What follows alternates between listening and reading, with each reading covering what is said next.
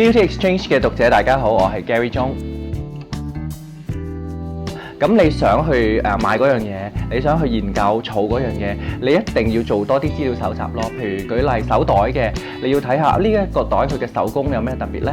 物料有乜特別呢？同埋一啲細緻嘅位，有陣時一啲呢即係好出名嘅品牌，佢點解咁出名？佢一定係有一啲手工好靚，或者佢個物料好特別咯。咁所以如果你做好功課呢，咁你再喺網上睇翻一啲細緻啲嘅相，有啲 seller 啲相蒙查查，咁就好有可疑啦。咁但係老實嘅 seller 都會好多個唔同角度去影嘅，同埋影翻啲細緻位。咁如果你嘅眼光係好清晰嘅，咁其實都好難會買到一啲假嘢咯。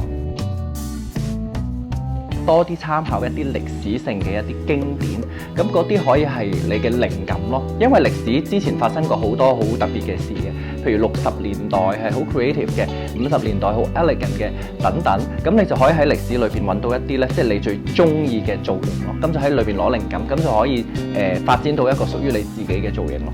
我唔覺得會有一個形象係全世界人都中意嘅。如果你個形象係全世界人都中意嘅咧，咁可能係一個好 boring 嘅形象咯，因為太 safe 啦。咁多個頸鏈之中呢，我就最中意呢一個啦。咁呢個我就喺 eBay 度揾到嘅。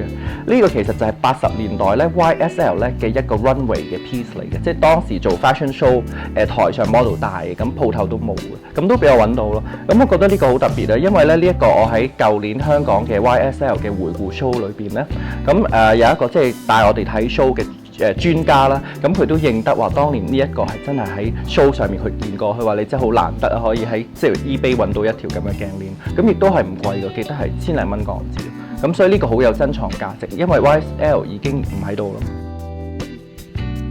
最近好多朋友都談論緊我呢一條手鏈啦，點解呢？因為我最近呢就中意咗呢一個物料，咁但係呢個係超級貴，同埋呢好難揾到㗎啦。咁呢個就係翡翠，因為翡翠咧而家咧即係好少出口咯喺緬甸。咁但係一條翡翠嘅頸鏈真係好太太 feel 咯。咁我就將佢插咗出嚟做咗一條手鏈咯。係啦，咁就加咗一粒金珠珠落去，咁就變咗又係一個獨一無二。我又係好中意買鞋嘅。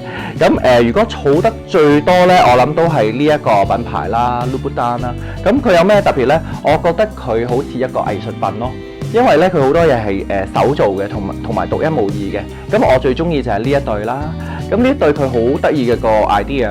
咁佢就係咧一個透明嘅膠啦。咁但係裏邊咧就擺咗咧好多咧少少嘅 decoration 喺入邊嘅。佢甚至有郵票啦，有啲絲帶啦咁樣擺落去咯。所以每一對係唔一樣。咁呢個真係我會愛嚟儲咯，我覺得好特別咯。